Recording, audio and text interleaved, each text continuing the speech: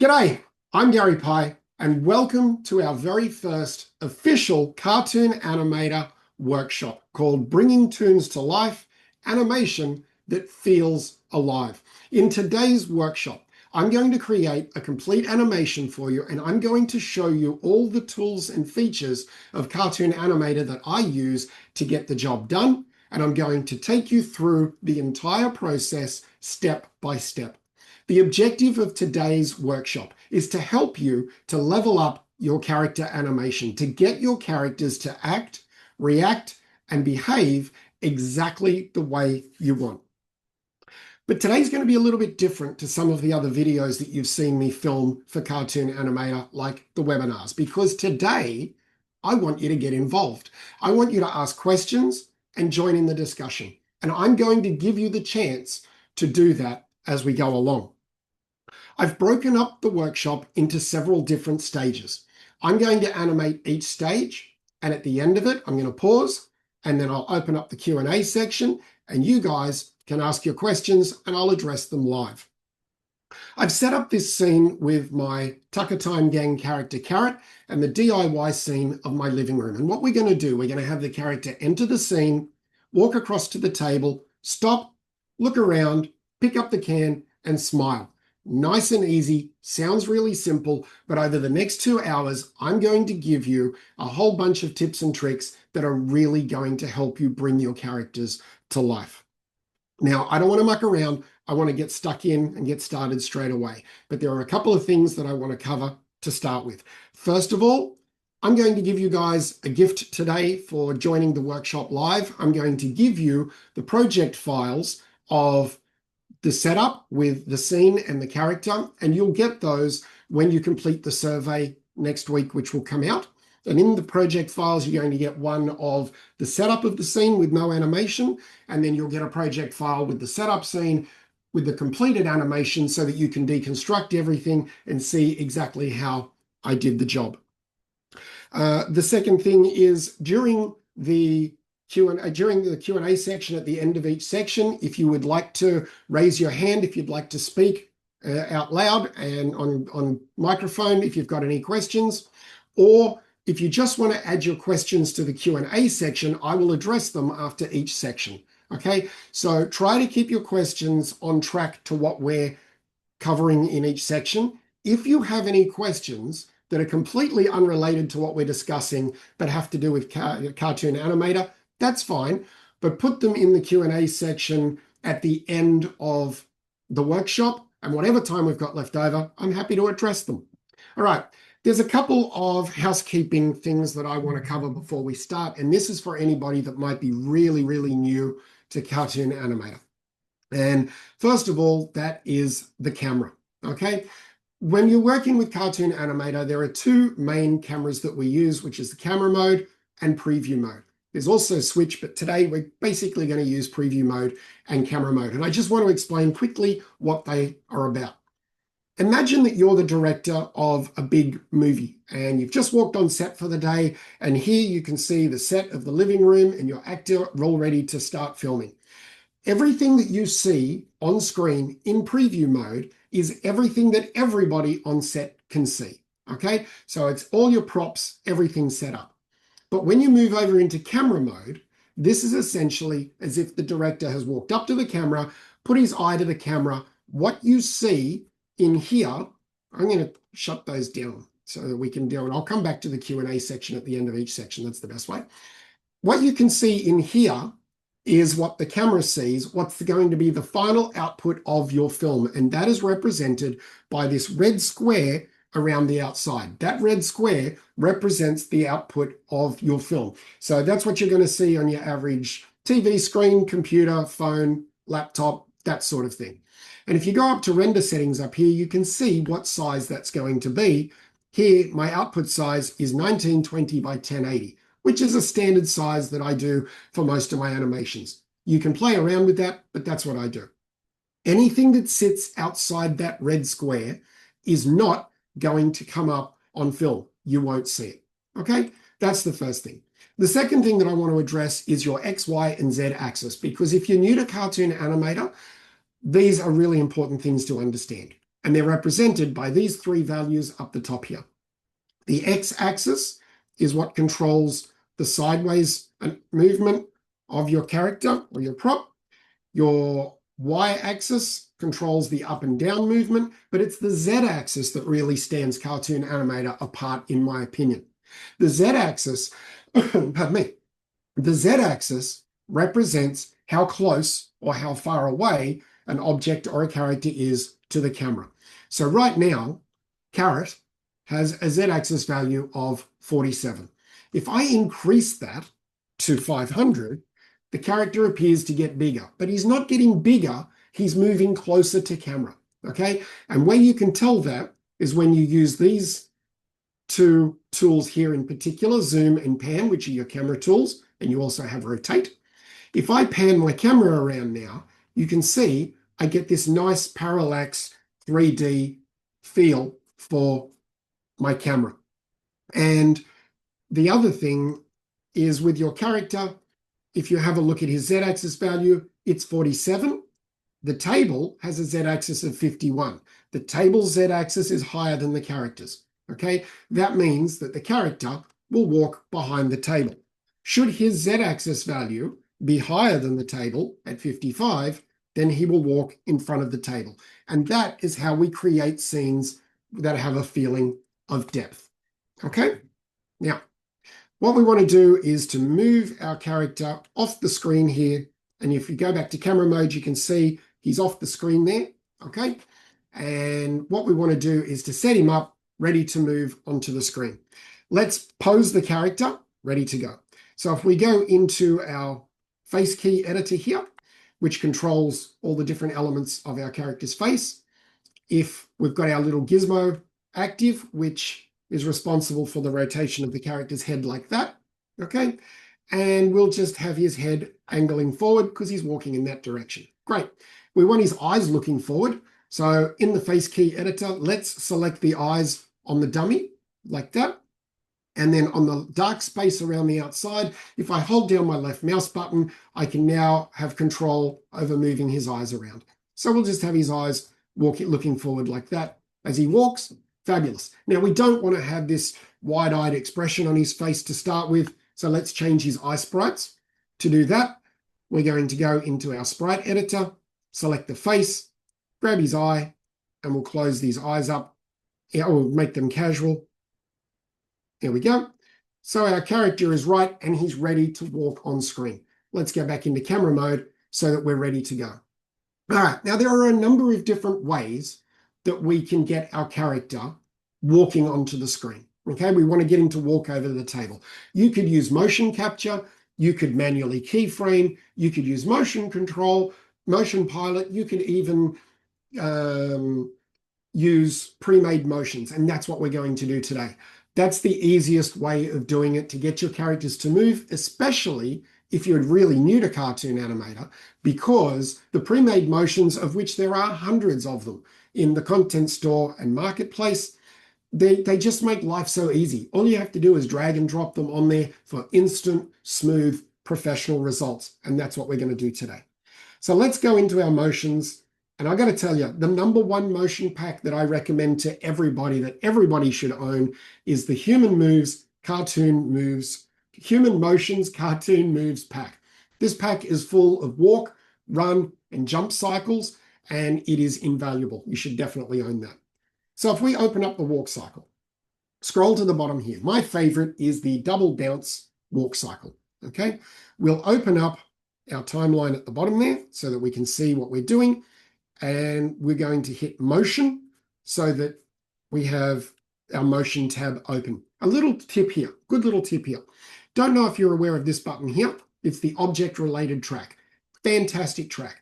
When you select that track, what happens is now I only get the timelines for the item that is selected. So because I've picked carrot on the screen, I'm only going to get the timelines for this character. So that's going to reduce the number of timelines that you've got on there. All right. For our motion that we're going to apply, which is the double bounce, we've got three different files we can choose from: S, L, and E. They stand for start, loop, and end. And basically, We can just drop those on and they will all link up together to give us some nice smooth animation. Now, because our character is starting from off screen, we don't need to worry about the start animation. Nobody's going to see it. So let's just work with the loop cycle. If I grab that, hold down my left mouse button, drag it onto my character will start to animate, and there is my motion that's just dropped on. If I drop a second one onto there, it's going to link to the first one, and it's going to join seamlessly in the middle. I could drag the third one on, or if I just go to my end of my motion there like that, hold down my left mouse button and drag to the right, it will also extend the motion nice and smooth. And then at the very end, we know we want him to stop when he gets to the table. So let's grab the end motion, drop that onto the character, and there's our end motion. Now have a look at this for a second. Let me show you something. There's our character animating, walking, and stopping, right? We just did that in like 30 seconds. That is, in my opinion, the true beauty of Cartoon Animator. Because if you pick any other software and you want to animate that, I'm telling you, if you want to keyframe it and all of that, I don't have the skill, the time, or the patience to do that. When I can have it done in seconds, why would you bother? All right, I want to point out something. We've got our character animating, but we don't have him moving, okay? And they're two completely different things in this software. He's now animated, but now we get him to move. And in this software, to get something to move, we use what's called transform. And we're going to open up that timeline right here. So there's the timeline. Okay, transform in Cartoon Animator means to change position on screen. So we have a little keyframe there at the moment, which is represented by these three values, which tell the exact position of my character on the screen. All right, but we want him to move over to the table as he walks. So if I scroll through my animation like this and find the point where he's going to stop walking, which is around about there, okay? Now, I know that's where he's going to stop. I need him to stop at the table. So let's just grab him and move him across to the table, okay? You'll see that a keyframe has turned up at this point. What Cartoon Animator is telling us is that at frame 0, that's where our character is situated. At frame 126, that's where our character is situated. Cartoon Animator is going to move that character 126 frames from that point to that point, and while it does it, it will play our animation, and that is what will give us the feeling of the character walking. So if we play that now, our character will walk across the screen. The animation's playing, and the character walks across the screen from one point to the other. Now, an interesting point here, two things that I want to point out. Number one, hand gestures. I don't worry about hand gestures until the very end of my animation. It is the last thing that I ever worry about, okay? I'll explain why later. We don't need to worry about that right now. Second of all, how fussy you want to be with your animation is really up to you, okay? This software will let you do whatever you want. You can do as much detail as you want. And let me give you an example. You'll see on my character there, when he walks across the room, his walk cycle looks fine on that first step, but with the foot that's behind him, you'll see that the foot dips below floor level, okay? And it shouldn't do that, okay? So if you want to be really pedantic, you can go in and you can correct all that. And since we're here to learn today, let's do that. Let's go in and see how we would correct that. All right, so let's find out where it's going to, because there's our border of our screen. Let's find out when it's first a problem, and it's going to be about there. This is the point where we want to start changing that foot. I grab my character, open up my 2D motion key editor. The 2D motion key editor is responsible for the motion of your different bones in your character, okay? So if we move out of, let's close that for a second. If we move out of camera mode and open into preview mode, and we will zoom right in on this character for a moment so that we can see his foot. Let's zoom right in. There we go. Select the character. And we'll open up our 2D motion key editor. There we go. Now the bone that we're looking at is this bone here, the R toe bone. And when I click it, you'll see down the bottom here on the motion tab, on the R toe underscore timeline underscore T timeline track, T stands for transform, means to move. We're going to get our timeline. Now, at this point, we know that's where we want the bone to be situated. That's fine. So if I hit V on my keyboard, hit the V key on my keyboard, I'm telling Cartoon Animator, hold that position for that time. Okay, hold it there. Now I can move it and it'll start from there and it will change. So let's have a look, move forward a little bit, and you'll see where the toe starts to dip below floor level. I can just bend it back up, back into position. And I can move forward and find that we want to just bend it back a bit, and I can have control over it. Now, get ready, it's going to dip again. So there we're fine. Put in a keyframe, I'm fine there. But then it's going to dip down again. Bring it back up. And I'll just pop that over there for a second. And bring the toe back down. We're fine to here. Put in a keyframe. And it's just going to just dip a little tiny bit below and have it come to rest there. So now when we play our animation back, I'll close that off.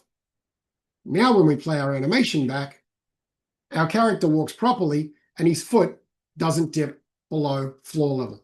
So that's how you can do that. Now, and a really important thing, we're going to break in a second and we're going to have a Q&A if anybody has any questions. But before we do, I want to point out something that is really, really important, and that is saving your files, okay? Whenever you do anything major, we'll call that save one.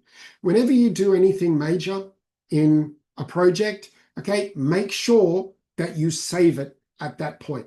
If you're working on a really large project, each time you save, I save a brand new save. I can end up with 40 or 50 saves, doesn't matter. It means that you can go back through your saves and save yourself, literally, in case something goes wrong in your animation. All right, let's move on to the next section. It's time to start getting our character to act, okay? And the first thing that I do to bring a character to life is to start looking at blinking. This is when I find that my characters really start to come to life. And it's important to stop and think about, when do we blink? Because the idea here today is we want our character to look real, right? We want him to look like more than just a cardboard cutout. So when do we blink? There are 3 times, particularly, that I pay attention to when we blink. Number one is just the casual blinking that we do all the time. Like usually we just blink for no reason. But you want to make sure that you don't put those blinks in exact intervals, because if you do, your character is going to look robotic. And the objective of today is to make your characters not look robotic. Second of all, I find that we blink when we pause, right? So when you're talking to somebody and there's a pause, drop a blink in. It has something, it gives the scene something to do in between motions. The third time that we do it is when we change focus. So if I'm talking to you now like this, and I decide I want to look over there, when I turn my head, I tend to blink because I'm changing my focus, and then I blink when I come back again. So that's just 3 ways that I like to do it. I wish I could turn that top bar off. That's 3 ways that I like to add in the blinking. So let's look at adding in the blink to our character to start with. We'll just put in a casual blink as he walks across the table. So as he's walking in, round about here, let's just put a blink in. To do that, we grab our character and we open up our sprite editor and we go to the face, go to the eyes, and we close his eyes like that. And you'll see that when we do, down here on our right and left eye timeline track under S means sprite, that we will get a keyframe, because a keyframe will always appear on a timeline anytime there is a change, okay? Now, we want to move forward. For a casual blink, I'll use about 4 or 5 frames. 1, 2, 3, 4. Move forward 4 frames, and we will open up his eye again like that. So now, when he walks on, he blinks like that. Nice and easy. If you want to put your blinks in and you don't want to keep doing that, you can copy and paste a blink to your clipboard. Hold down your left mouse button and drag and drop a square around those 4 keyframes so they go black. I right click it, copy it, they're now copied to the clipboard. So now I can add in that blink whenever I want. So as he gets to the table and he stops, I'm going to add in another blink. Okay, so he walks across to the table, and as he stops there, I'm going to put in another blink. Right, so he'll come across and he'll put in another blink like that. Now, another thing that I'd like to point out here with sprites while we're looking at it, my characters have an extra sprite built into their feet, all right? So that when they're standing still, you can get a better balance on your character.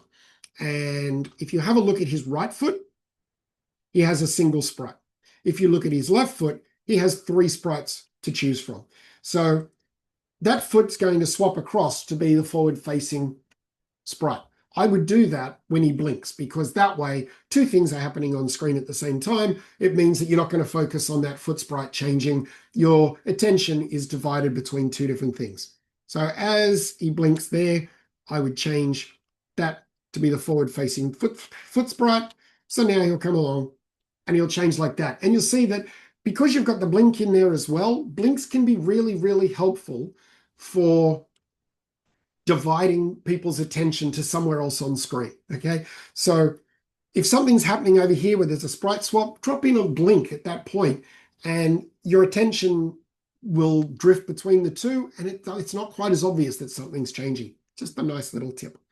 All right, so now what we need to do is we need to get that boy to start to really interact with the can. The idea here is we want to believe that he's in the scene with the can. To do that, what I would do is as he blinks, when he opens his eyes, he spots the can and he starts looking at the can. And we can control the irises of the character's eyes thanks to facial puppetry. Okay, so let's go back to the point where he blinks.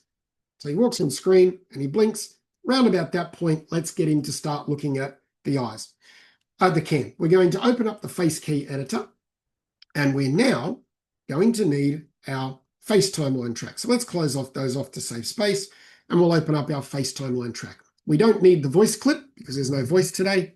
We have the facial clip here. This little arrow will expand it down, and we're presented with 3 timelines that do 3 different things. The head timeline track is responsible for the rotation of the head with the gizmo. The face timeline track is responsible for the movement of face parts like the eyebrows and things like that. I don't use that timeline for that track for that purpose. I'll show you what I use it for later on. And then you've got your eye timeline track. The eye timeline track is responsible for the iris and the movement of the eyes. That's what we're looking at now. So at this point, we know we want his eyes to stay there, and now he's going to start looking at the can. It's always important to put in a keyframe before you start an action, before you start a move, okay? Because otherwise it's going to start all the way back from frame 0, and we don't want that. We want the eyes to start moving from this point in time, so we'll put in a keyframe at that point in time. There we go.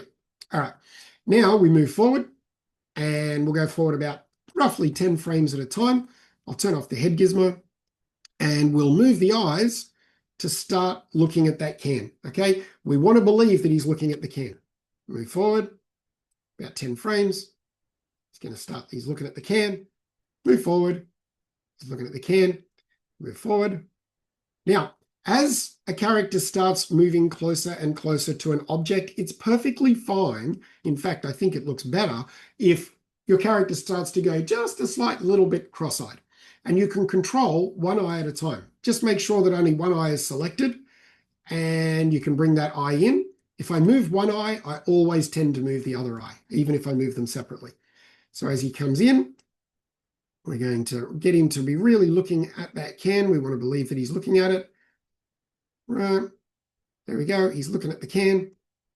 Okay, and then he's going to blink. So now he walks in. Oh, look, he spotted the can, and he's looking at the can.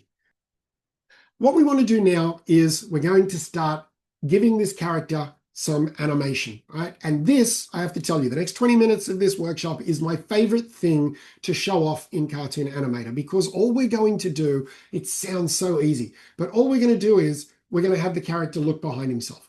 That's it, okay? But we want him to do it in a way that looks like really realistic. So before we do it, a really good point here at this point is to mention the use of your camera, okay? But you need to think of your camera as another actor in your scene. You don't want to do 3,000 frames of animation with one camera shot that doesn't move, or you're going to lose your audience. They're going to get bored and they're going to switch off within 10 seconds. I guarantee it, because I do it myself. If I'm watching an animation and it's one camera shot and it's boring, you switch off, right? So you want to try and keep the camera moving. If we open up this tab down here, we have our camera. Right down the bottom here, we've got our transform track for the camera. Open it up. Just like the character and the body parts for the camera, transform means to move. So at that keyframe there, Phil, I'll show you how to put that in a second. For that keyframe there, that's telling us that is the position for the camera at this point in time. And this will only affect anything if we're in camera mode. So you got to remember that. When I do an establishing shot, when I first start an animation, I like to do a slow push in on my scene to let the audience know this is the scene, this is what we're looking at, come and draw your attention to this point, okay? So let's just play our animation through. And as our character walks into the table, around about there, I'm going to do a slow push in on the character. Now, Phil, pay attention to this bit. As we use our camera zoom function here, I can push the camera in. As soon as I do, as soon as I move the camera, I'm going to get a keyframe, a little white dot, on this point in the timeline, because Cartoon Animator is acknowledging that there's been a change. All right, so we're going to do a slow push in on the scene like that, and there is our new little keyframe. We can put them in manually by hitting V on the keyboard, which I'll be doing plenty of times, but Cartoon Animator will automatically do it if you move anything in the scene. Another great tip when working with the cameras.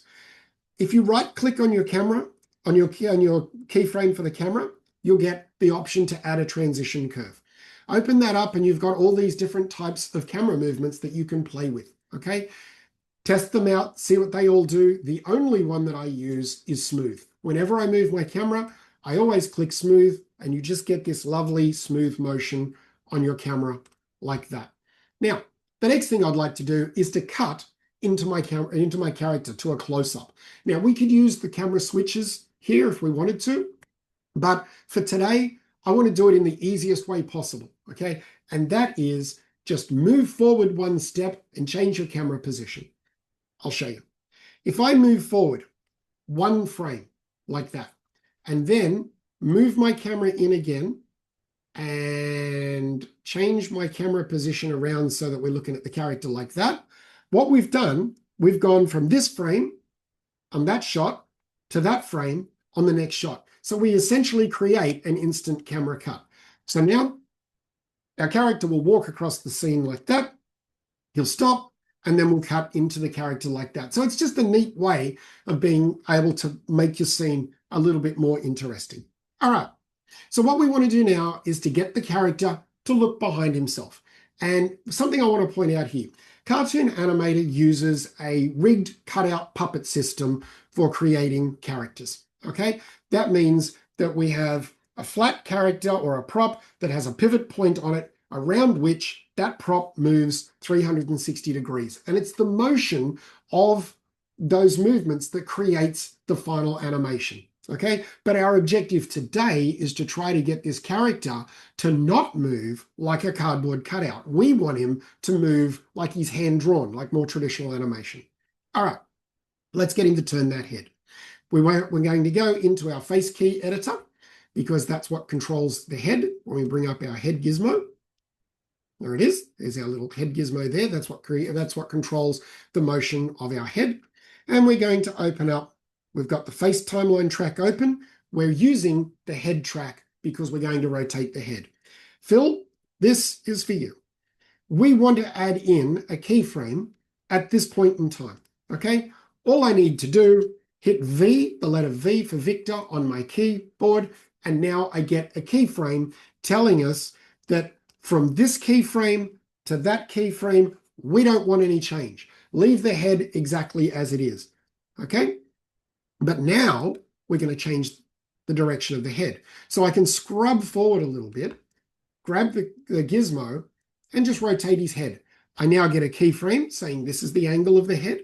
So between that keyframe and that keyframe, we'll get a head turn like that. And the thing is, that looks really robotic, right? It looks like an animatronic at Disneyland with the robot like that. We don't want that. We want our character to look more realistic.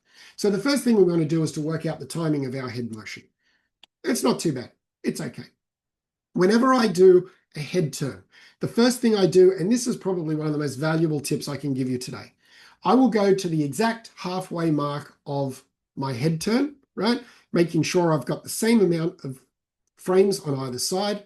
Then I will grab my head gizmo and I'll drop the head down like that.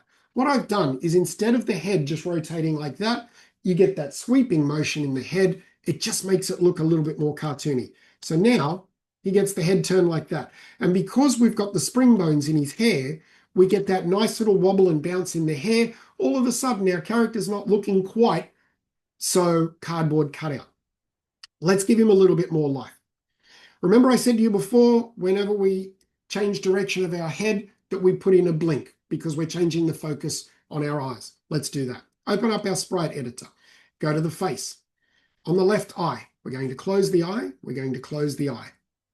Now, on that head turn, I'm going to keep his eyes closed until he's just about to open his eyes again, and then I will open his eyes again. So now he does the blink along with the head turn. So you'll notice they use extra keyframes there, but his eyes aren't looking in the right direction yet. We could just come to here and make his eyes look in the direction that we want. Sure, that's fine. But what I do is I'll go back a couple of frames before he opens his eyes, open up my face key editor, select both the eyes, and go up to our eye timeline track here. I hit V on the keyboard, and that puts in a keyframe to say, right, this is where we want the action to start from. Up until here, hold the eyes where they are. But now, start from this position and move them. Now, when his head finally finishes its turn there, I can put the eyes where I want them. There we go. I'm going to move this eye back just a tiny little bit. There we go. So now, when he turns his eyes, you get that couple of frames there where the eyes have that little bit of motion in it. And again, it just stops it being so robotic.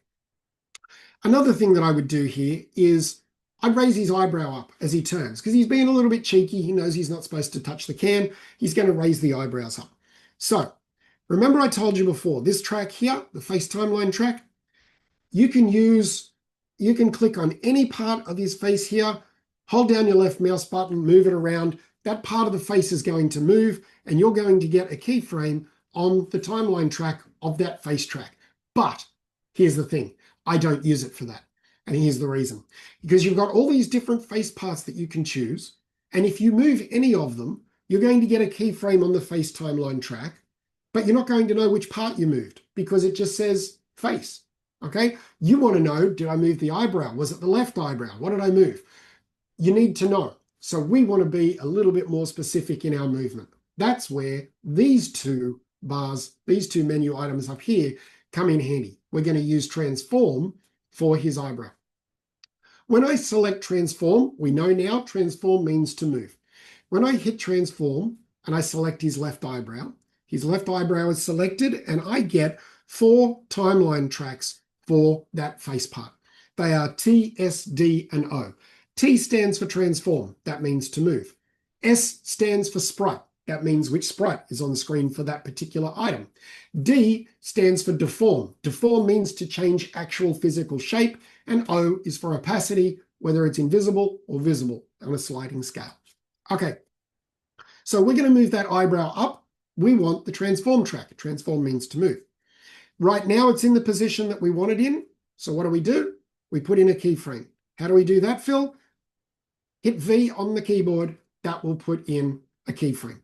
Okay, now as he turns his head, Actually, we'll do it from about there. We'll start the motion from about there. Here's a good point that we can show you. I could easily put in another keyframe if I wanted to by hitting V, or I can just grab that one and drag it along, and this is where my motion will start. As his head goes up, I'm going to have that eyebrow go up. I could just manually grab it, drag it up, or I can use my values of X and Y to get it to go up and down. In this case, I'm going to use X and Y so that we're specific about how high up it goes. And we'll take it up, say, 4 points. 1, 2, 3, 4. Okay, so we've gone from the eyebrow to there to there. Let's have a look. And now his eyebrow raises up. Now, one thing, if you're sitting there watching this and you think, oh man, this is so fiddly. Yeah, it is. It's fiddly because Cartoon Animator gives you so much power over your characters. You don't have to go to all this trouble if you don't want to. You can just do basic animation. What I'm showing you today is how to get in there under the bonnet and really start to do the stuff that makes a difference and makes your animation reach a whole new level, okay? So you've got control over every bone, every pivot point, every sprite. Use it to your advantage. Now, I've shown you how to use transform by getting the eyebrow to go up, but let's put a little smile on his face, a little smirk on his face, because he's feeling a little bit happy. In order to do that, we're going to use the deform tool on the mouth. So let's go back to here to where he's about to go up. There we go. And we'll select mouth. When I select mouth, I get the same 4 tracks of T, S, D, and O for the mouth. This time around, we're using the D track for deform. So we go to the deform track. I'm going to put in a keyframe there. This tells me that this is the point that I want the mouth to start deforming from. Where's it going to deform to? Let's move forward. As he goes up, now we can open up our deform tab and we get this lattice work around our sprite. We can have lattice work of 12 points, 9 points, or 4 points. Doesn't matter. That's entirely up to you. We're going to use the 12 points of deformation. I can grab any of these points at any time, and I can change the actual shape of my sprite. And this is going to come in really, really handy a little bit later on. So let's create a smirk on our character's face. All I need to do, just grab a few of these points, bend it around, put it to where I want. Nice. So now you'll look, and as he looks, he gets a little smirk on his face. Okay, great. Remember I said before about the idea of putting in a blink as a pause? Now is the perfect time. So as our character turns around and looks like that, let's put in a little blink. All right, so we'll just go blink, blink, 1, 2, 3, 4, open his eyes back up, and we've put in a blink. Okay, so now our character walks across the screen, we cut to him, and he turns around. That's quite nice. The animation's looking a lot smoother there, right? There's one more thing that we can do here that's really going to help sell this character as not being a cardboard cutout, and that is a tool in Cartoon Animator called freeform deformation, okay? Just like we use the deform on the mouth to change the shape, we can use freeform deformation on the entire character to give him squash and stretch, okay? So the tip with this is don't overuse it. Truly, don't overuse it. If you overuse freeform deformation, your character is going to look really, really silly. But use it subtly, and it is a powerful tool. So let's open up freeform deformation, and that gives us all our different settings that you can play with over freeform deformation, okay? And the only one that I use is the standard, when you open it up, the standard preset. This is the only one I use because I draw my own freeform deformation. All right. We open up the freeform deformation tab, which is here, and we get a timeline for freeform deformation. Now what I'm going to do, as the boy turns his head, as he's about to turn his head, right, the second he starts, I'm going to put in a keyframe there, right, to say this is where we want freeform deformation to start. As he gets to the lowest point in the dip of his head, I'm going to draw a square around these points because I can move all the lattice individually. And I'm going to squash it down like that to make him go into a little bit of a squash. And then as he comes out of it, I'll reset everything. I'll grab all of my lattice and I'll just give him a little bit of a lean like that. So it'll just exaggerate his movement that little bit. Let's close that off and take a look, and I'll show you what I mean. So now Okay, now our character does not look like a cardboard cutout anymore. He's got that nice bend, that flex, the hair's moving, the head's turning, you've got the 360 head, everything's working together to make our character look more realistic. Okay, and the other thing I would like to point out there, we can do this later on if we've got time left over if you want to, but I'm not going to do it now. That is, you could adjust his shoulders in the middle of that turn as well. Dip one down, lift the other one up. That's going to exaggerate the turn a little bit more as well. Okay, but we can worry about that later on. I'm going to move that down to here. I don't know. This bar is annoying the heck out of me. Okay, now we need to get our character to turn back the other way. You could easily just copy and paste all the parts that we've done to go back and do it again, but I don't do that. If I do a motion, for instance, of a guy raising his arm, when he puts his arm down, I'll animate it coming back down. I won't just copy and paste all the keyframes in to get him to redo it. The reason for that is they're going to be slightly different in movement. And again, it's going to sell the fact that your character is more hand-drawn rather than a cutout. So let's get him to turn back. He comes along, he looks that way, blinks. Now it's time for him to turn back around. First things first, let's get that head turned back. We're going to need the face, and we're going to need the facial clip. On the head turn, put in a keyframe because that's where we want it to start from. Let's turn that head back to the other direction. And in the center of it, remember, dip the head right down to the bottom. And we're going to get that nice little head turn when he goes back. Now, let's get rid of the freeform deformation. There's our freeform deformation. It's up here. So at that point there, put in a keyframe because we want that freeform deformation of the lean. We want it to hold up until that point. But then as he comes back down here, let's reset everything and just do the little head bob like that. And then when he comes out of it, let's reset. But this time around, let's grab all of that and make him lean this way and just tilt him a little bit so he's coming up over the top of the can. Let's just check that and see what happens. So now he looked that way, blink, and now he's going to look back at the can. Lovely. You'll notice I've forgotten to save for a while. Let's do that now. Important to save. You never know what's going to go wrong. Always save. Okay, now we need to fix up his eyes.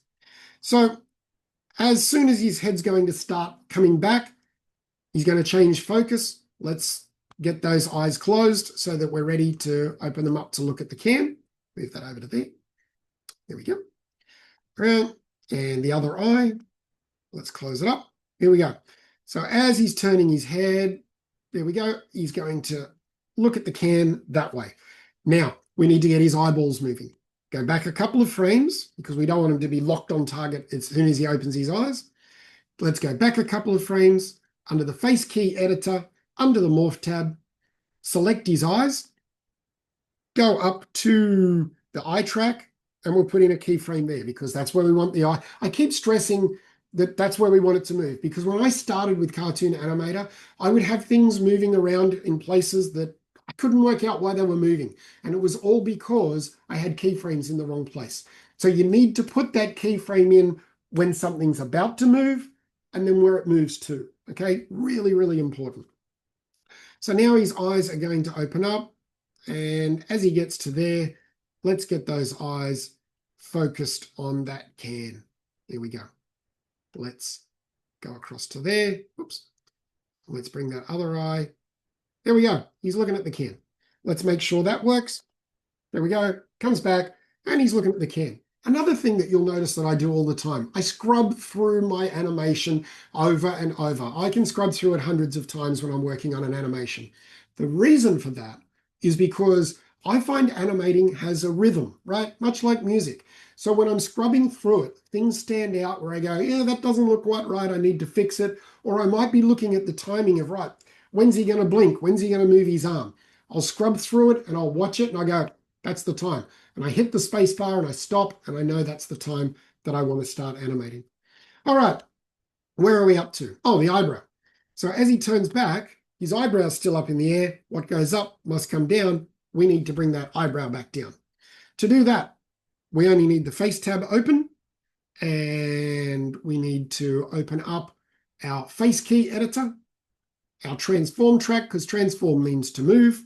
I select the left brow. There it is there. That will open up my timelines for the brow, and it is the T track for transform that we want. So let's work out when he's going to do it. I think there. Okay, we'll start it there. Hit the V on the keyboard to put in a keyframe.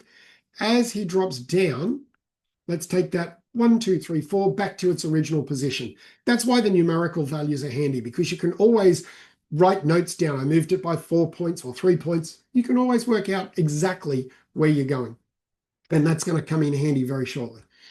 As he goes back up to here, instead of leaving the eyebrow there or raising up, let's have him go down a little bit into a little bit of a cheeky grin, because he's really looking at that can. All right, so from around about there, let's take him down 3. 1, 2, 3. But because we took the left brow down, we're going to have to take the right brow down as well. So let's go back to the point where it starts, which is there. Select the right brow. Go to the transform track for the right brow. We know this is the point we want it to start, so I can put in a keyframe. And where's the other one? Where's my other brow? Where's the other brow? Where's the left brow? Oh, it's up here. There it is. So we're going to go to there, and we'll take that down 1, 2, 3 as well. So we've got the brows dropping down like that, but we've still got the problem of the mouth.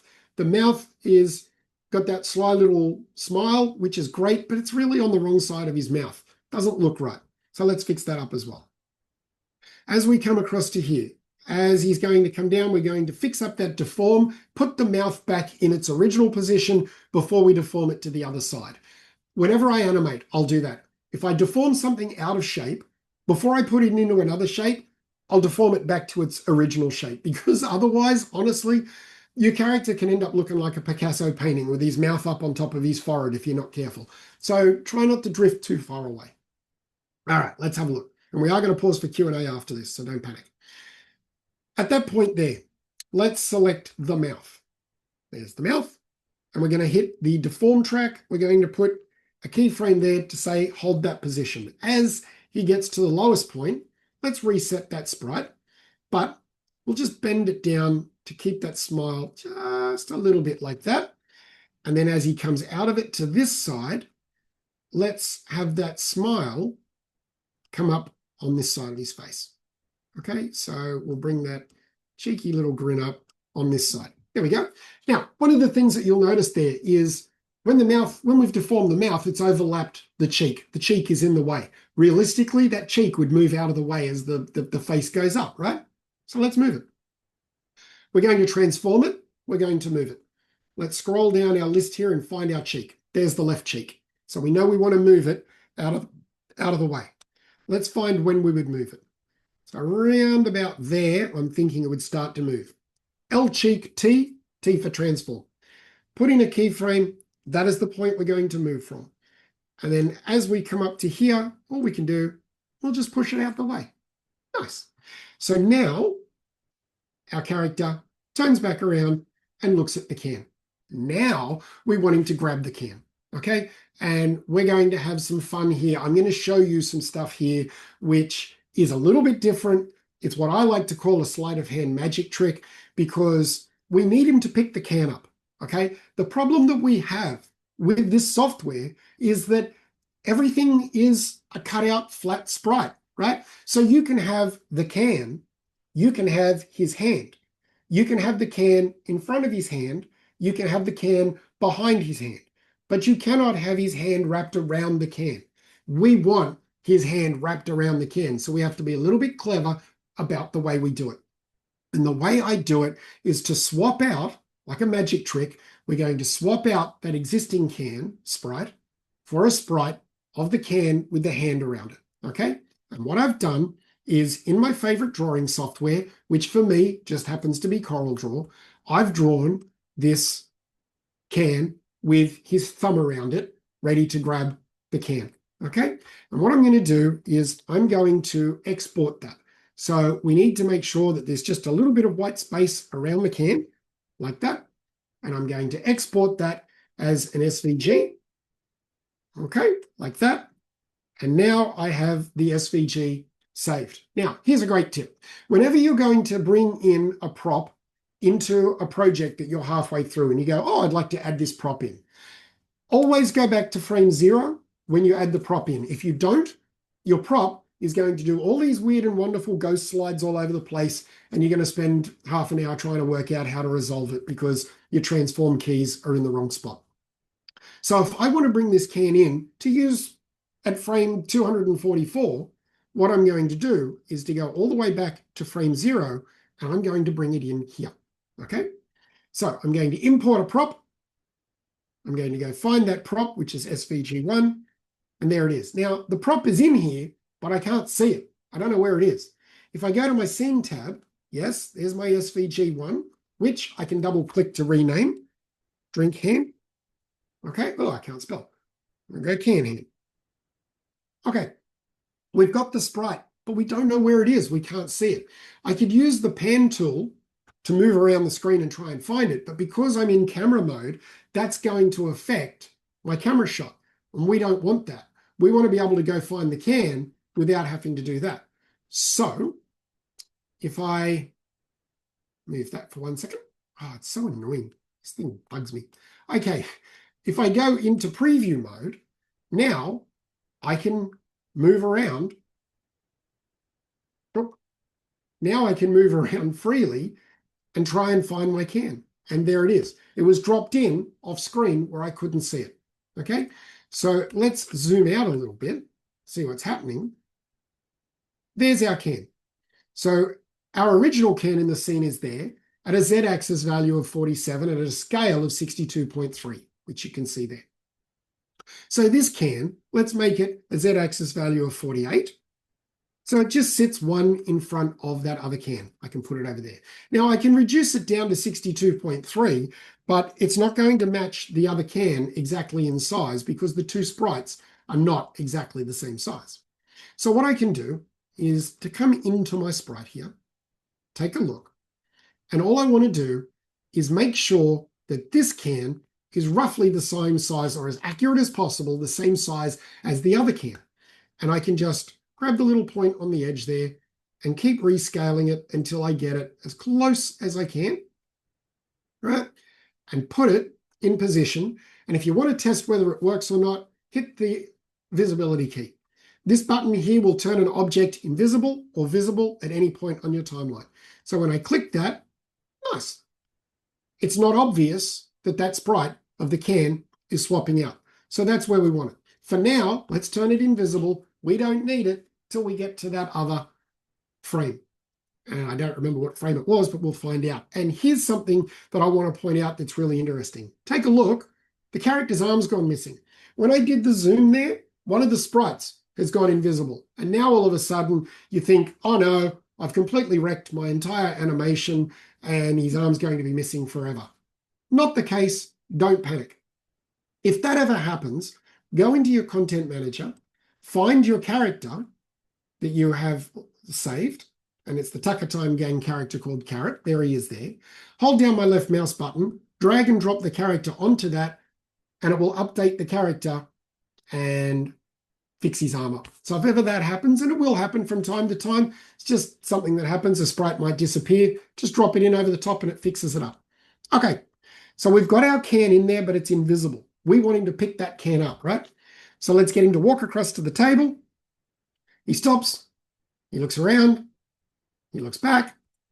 Now we want him to pick that can up.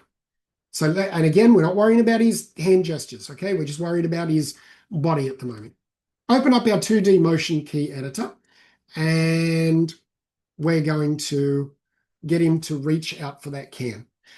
Open up the motion tab, because motion is the control of the body. Let's work out, we want to move this hand. Now, we have two options here for moving your pose of your character. You've got full body key options and you have selected part option, and there's a difference. With full body option, if I have that set, if I move any bone in my character, then I'm going to get a keyframe on every single one of these bones that you can see here on their timeline track. So if I move his hand, I'm going to get a keyframe at that point for his other hand, his legs, his neck, his torso, everything. This is great if you want to do poses for a character. So if I have a character and he's posed like that, and then 20 frames later, I want him posed like that, I can use a full body keyframe and he'll go from that to that over the space of 20 frames. Okay? But selected part works a little differently. At the very start of the workshop, you remember I used selected part for the foot placement. And when I moved the toe, it only affected the toe. I only got keyframes on the toe, nothing else. In the case here, I just want to move his arm for now. That's all I want to do. All right? So I could just move his arm up, and that's fine. But I'm thinking, let's actually use pose. Let's go from one pose to another, because we might move another couple of body parts. All right? So we will. We'll use full body. At this point, we're going to set a key. That tells us now, there's our keyframe. At that point in time, there is a keyframe on every single body part for that character. Okay? And then we'll move forward however many frames we want to do, and we'll pose him ready to grab the can. So let's have him reach out. We'll get that torso to stretch up a little bit, maybe lean forward a fraction. The neck can go up a little bit. We'll bring that arm, just swing the arm out just a little bit out to the side there. Give me you. There we go. Swing the arm out to the side a little bit there, maybe lift the head up just a tiny bit. Okay, let's play that animation. So now he reaches out for the can. Looks really stiff, right? It looks really stiff. It's not what we're trying to achieve. Remember how we did the little head bob when he does the head turn? Another time that I use a similar trick is on arm bends. If a character is reaching up for something, you don't reach up like that. The arm is not straight. So what I do, again, is go to the halfway mark. Actually, let's work out the timing of the arm first. If we want that to be a little bit faster, we can just grab this top keyframe on the transform track here, not to be mistaken with this transform track. This is the transform track underneath the motion tab. If I bring that in a little bit, his arm's going to go up just that little bit faster. Looks a little bit more realistic. Now, let's go to the exact halfway mark, grab his hand, and just bend his arm that little bit like that. Because now, when he does the reach, he's actually reaching up. It's not quite as robotic. But we've got one more problem. He's not reaching the can. His little arms are too short and he can't reach the can. There's a great tool here in the 2D motion key editor called Stretch Bone. If I select that, now I can grab any bone and make it stretch as far as I want to make it. It's fantastic for cartoons because, like in the old days of Bugs Bunny and Daffy Duck, if they reach off screen for something and reach back, you can do this nice comedic motion. Again, don't overplay it, don't do it too much, but it's handy when you need it. So what we need to do, we need to make sure that as he reaches up for the can, that hand stretches out and reaches to the position that we want that hand with the can to be. Let's actually check it and see if it works. Let's have a look. There's the can hand. Let's turn it visible. Perfect. That's where we want him to reach to. Okay, so now our character, we'll go back on the character. Now our character reaches for the can like that, but he's not grabbing the can, he's only reaching for it. We need him to grab that can. Let's work out how we do that. As he reaches up for the can, at this point here, we're going to swap the existing can for the can with the hand. Sleight of magic trick. Swap them fast enough and accurately enough, and no one's ever going to know the difference. So let's, first of all, introduce the can hand. Let's bring it in. So on the can hand, the visible track here, okay? Let's click it. Now it's visible. So it's going to stay invisible and then be visible at that point. And it looks like he's grabbing the can, okay? But we've got a problem because that other can still exists. So at the exact moment that this can becomes visible, we need to make the first can invisible, all right? So we'll go to that one. There's the visibility track. Now turn it invisible. We get a keyframe. The other can has disappeared. It's gone. We've only got this one. Now we want him to grab the can, pull it off the table and pull it back to himself. But we don't want to have to go to the trouble of animating him doing that and then animating the can coming with him separately. So we want the can to move with his hand. And we can do that by linking one prop to another prop. What we're going to do is we're going to link the can with the hand to the end of his arm. Okay? Let me show you. First thing we need to do is to get that can out of the way so we can see what we're doing. So let's grab the can. This is where your numerical values come in really, really handy because we're going to move it out of the way, but we need it to come back to the exact same spot. So to do that, we'll just go 1, 2, 3, 4, 5, 6, 7, 8, 9, 10. Move it out of the way 10 points. That way we can see what we're doing. We want to link that can to his hand so that it will move along with it. Up the top here, you have a button called link. If I select that, when I click link, anywhere I move my mouse, I get this blue bounding box around the outside of the item. Because what's happening is Cartoon Animator is asking me, what do you want to link the can hand to? Okay, so all I've got to do is to move over his hand, click my left mouse button, and I've now linked the can hand to his existing hand. Nice and easy. All right, so now that he's reached for the can and he's grabbed it, at that point, we need to make that other hand of his disappear again. The right hand needs to disappear. There we go. And now, fantastic. And now we're right, as he reaches it, now we're right to go back and animate our character. So we'll put in a full body motion there. That's where we want him to be. And now we'll put him back into pulling the can off the table. Bring him back. Bring the neck back. Bring him back. Bring the can back. And he brings it back and he's taken it off the table. And what we'll do is we'll also get his head. Let's just check that timing. Yep, nice. We'll also get his head to rotate as we do it. Okay, so let's go up to the face tab. There we go. And open up our facial clip, go to the head, put in a keyframe for the point that we want to start the motion at. And then as he looks at us, what he's going to do, he's going to turn his head and he's going to smile at us.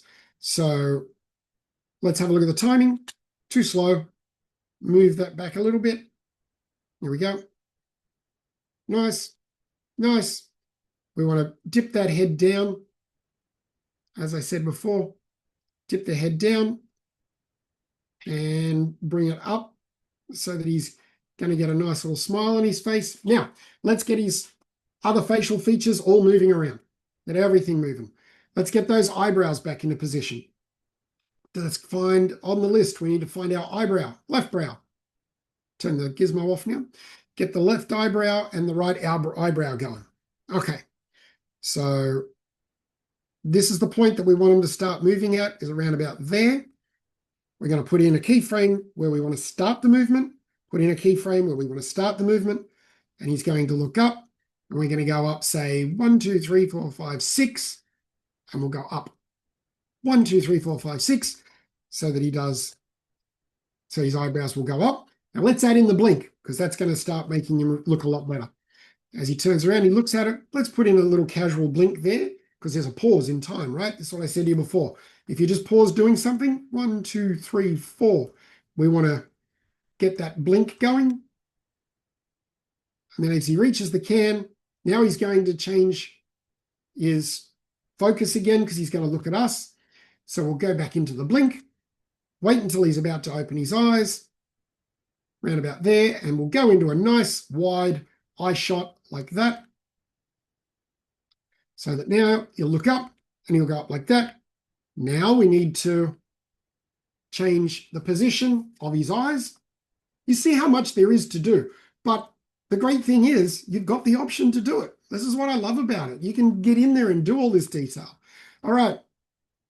So he's looked at the can. Now, as he opens his eyes there, back a couple of frames, go to your eye timeline. There it is there. As he opens up his eyes, let's bring them up so that he's looking directly at us. Right, so now he looks and he looks up. All right, first things first. I want to put a little smile on his face at the end of this animation that he's rather cheeky and that he's grabbed the can. And the reason that I want to do this is because there's a really cool function here in the deform tools that we can use. So as he reaches out, as he comes back, we're going to put a smile on his face. We're going to change the look on his face. So let's open up the face key editor, deform tab, and go to his face, go to his mouth. Where are we? Mouth, mouth, mouth. Here we go. All right. When we go to his mouth and we have we need to have the face timeline, the face menu open, and we can find the mouth, four timeline tracks for the mouth just here. We're looking for the deform track. I'm going to put in a keyframe there because that tells me this is the position that I want. Then as his face comes down, I'll reset the sprite, right? And I'll put it into a little bit of a smile so it's not quite as dramatic. And we'll probably bring that cheek down as well. Now, as he goes into the smile, we can swap sprites of the mouth for the smile, okay? So as he's about to go into the smile, let's change the sprite over to be, say, that, and then open it up, and he'll go into that. Nice. Now, the thing is, when you look at that, I know that only goes through in a split second, and it actually looks really good. I really don't have much of a problem with it. That looks quite good. But you see how when you watch it slowly, from there to there, that's not too bad. But from there to there, the change in those two sprites is so dramatic that to me, I wouldn't be happy with that. It's too quick. If you're looking for smooth animation, I think that's too quick, okay? So we can use the deform tool to smooth this out. With the deform tool, on the deform tool track of the mouth, right? At this point here, I'm happy with the shape of the mouth right there. Love it. So I'm going to hit V on my keyboard to put in a keyframe. When I move forward to the next frame, that's the mouth sprite. Looks okay, looks quite good, but we could maybe close his mouth up a little bit by deforming the shape, just that little bit, just a little bit, right? So it's just a little bit more closed. We're changing the shape of the mouth. So now he goes from that to that, to that. Nice. That looks a little bit better. We can even just bring it up a little bit so it matches the position of that last sprite. Perfect. Now, on the next one, if I reset the sprite, I can just bring it down a little bit. Now we're going from that to that to that. It's just a little bit more exaggerated, but when we go to that, still too exaggerated. So let's take this one and close it up a little bit so that it better matches the one before it. Now that one and that one, that matches a lot better. Now I can move forward a little bit, reset my sprite, work out the final shape that I want my sprite. I can deform it any way that I want, right, to make that smile as big as I want. Now, instead of flicking from one sprite to the other, you get this nice smooth motion of the mouth opening. And I think that looks way better. While I'm here, one last thing I want to do on the face, bring that cheek back. Remember we moved the cheek out of position when he did the smile? We need to bring it back. Again, what goes up must come down, right? So let's grab that left cheek, put in a keyframe on the transform track to move it, and bring it back down into position of where we want it to be, around about there. So now, there we go. So essentially, that's our animation finished. But there's one last thing to go, and we are right on track, and we're going to get a half hour of chat time and Q&A where we can discuss stuff, which is great. Hand gestures. I said to you at the beginning, I always put in my hand gestures at the very tail end of an animation. The reason that I do this is because every time you change a hand gesture, you get a keyframe on the timeline track. And if you've got your animation set to do a full body keyframe, then every single time you change your hand gestures, you're going to get a full body keyframe, and it can disrupt your character animation. All right? So let's have a look at how we would do it. If we go to, and I'll save my animation just in case something happens, always save. Let's have a look. If I open up my 2D motion key editor, I have an extra little button here with a hand on it, which is my hand pose editor. And that will give me all my different hand gestures. we need to first of all select the hand that we're working with. Let's do the right hand first. You need to select the hand that you're working with. Then you need to make sure that you select right hand on that list, okay? And now you can go through and just pick the hand gesture that you want. Down on the bottom timeline track, R finger T, which comes under the motion track, all right? There's your motion track is highlighted.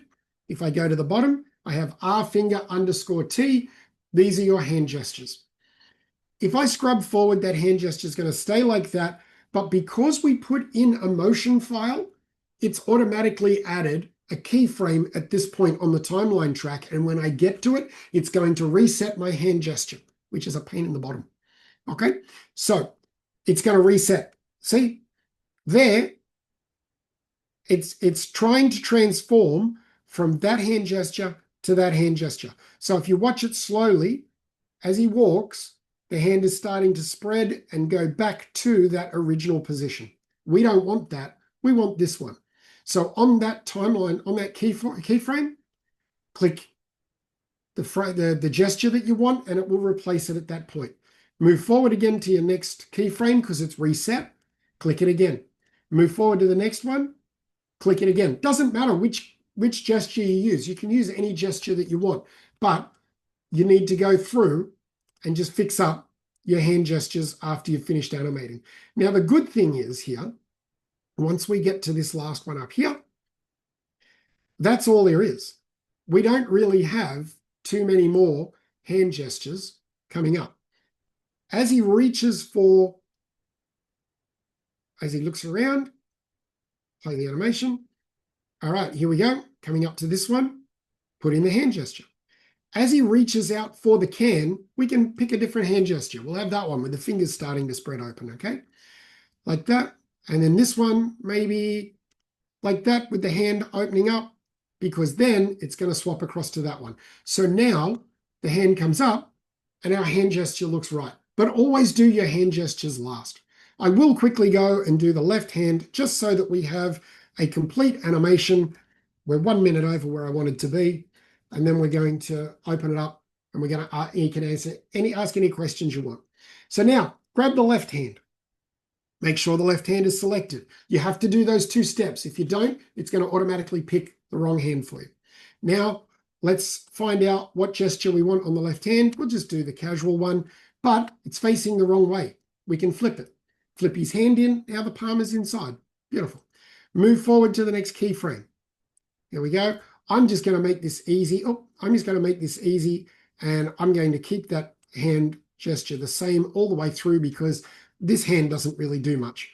So I'm just going to quickly go through. I'm going to add these into here.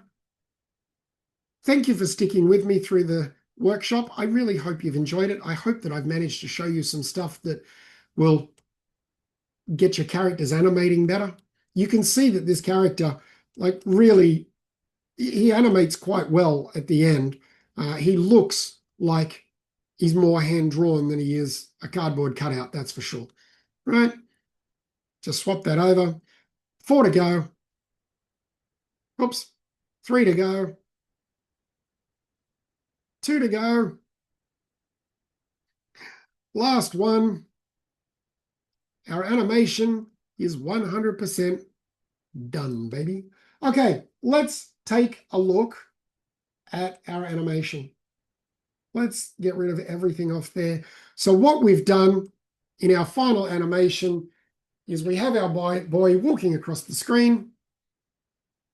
Let's have a look at something. You'll see that his hand flips back there a little bit. Always keep your eye on that. Look, I've missed one. See how his hand flipped over? Easy fixed up. Go into your 2D motion key editor. Open up your timeline for the hands there. Find the point where it flips. There. It's because we've added in motions. The motions have added in a keyframe there and reset the character. And when it does that, it's flipping that hand over. So with the left hand selected, we got the left hand selected. With the left hand selected, left hand, the correct one, flip the hand over. There we go. Now it won't flip over, and it's going to do it again there. So this is what you see why I do hand gestures last, because if you've used pre-made motions and stuff like that, they can cause you a little bit of grief trying to work out where it is. All right, let's go back again. Now our character walks across the screen, stops, looks around, comes back, grabs the can, and smiles.